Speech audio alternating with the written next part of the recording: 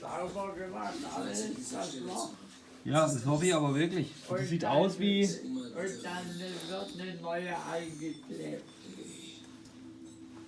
Das kann ja... Seit wann ist das schon so? Weil der Ofen jetzt nicht steht. Also das geht gar nicht. Das ist ja steuervoll im Altersheim. Was kann man da reinmachen?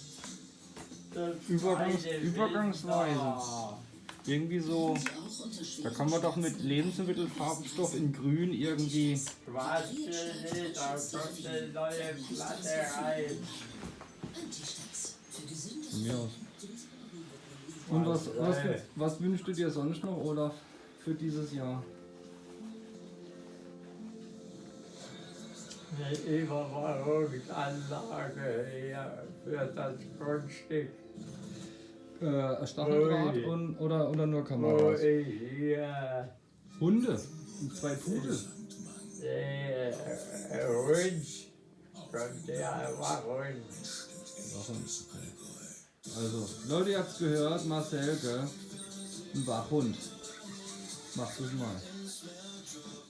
Guck mal, ob du im Tierheim vielleicht irgendwie einen Wachhund findest.